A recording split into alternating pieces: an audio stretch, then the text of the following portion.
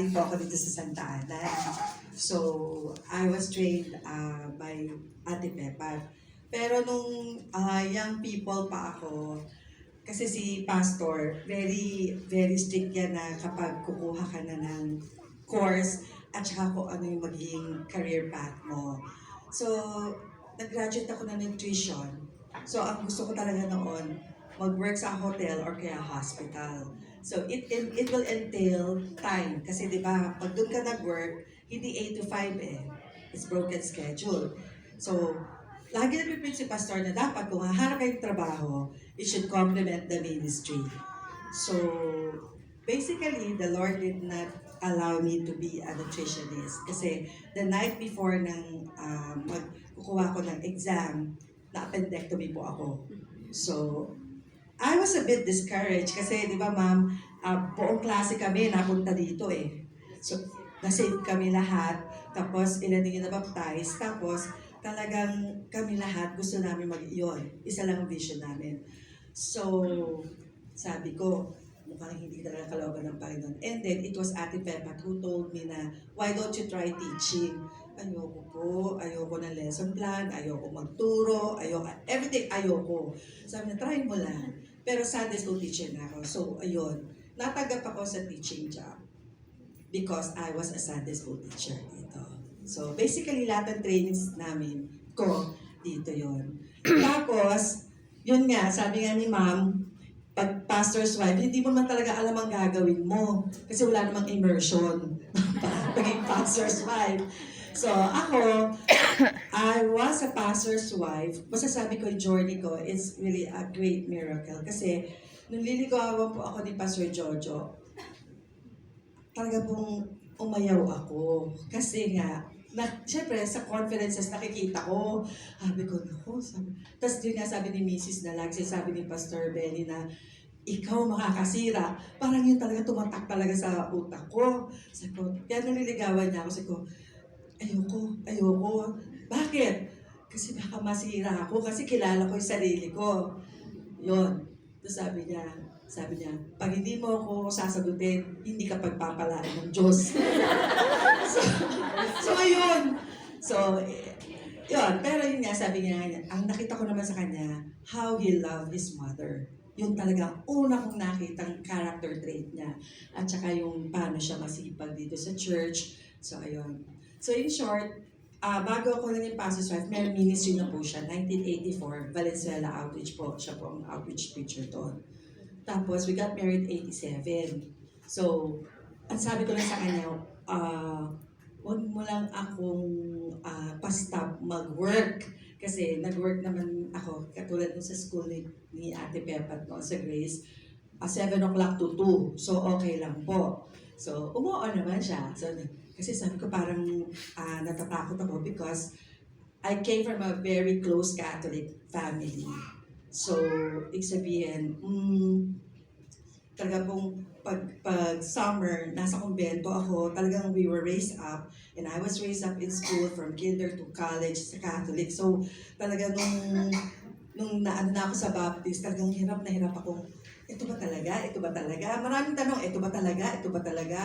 So, but, sabi ko nga, marami pong nag-alaga sa akin. That's why, after a year po, talagang kung sasabihin natin, very disobedient for 1 year. Pero I really tried searching. Talagang, ito ba talaga? So, yun. So, after a year, nag-hypnotize niya ako. And then, yun nga po, 1987, kinasal po kami. So, basically po, yung 2 years po sa Valenzuela, sabihin na natin, it was a honeymoon stage on my being a pastor's wife. Akala ko nga, alam ko na yung talagang totoong living by faith na kanta. Kasi, nag-work ako, siyempre, may 15:30, di ba po? Ganon. Tapos, lahat po ng mga ministries sa Valenzuela, filled up na. Meron ng organist, si teacher, si Angie, na asawa ni Pastor Herdes. Tapos, siya, may choir director na rin, may choir na, may gospel class, may Sunday school. Ako talaga, purely wife ni pastor. So, yun. So, akala ko talagang alam ko na yung living by faith. But, kumbaga parang nasa comfort zone ako noon. Tapos pati yung baby namin, yung mga young people, sila nag-aalaga. Pagdating ko sa bahay, malinis na, may tagaluto, everything. Kasi nga, na-train din kasi talaga dito how to do yung parang ministry na. So, one night, nung dumating si Pastor coming from the meeting, bigla na lang niya sinabi sa akin na, Ma, nag-meeting kami. Sabi ni Pastor, meron daw vacant dun sa Isabela. Isabela?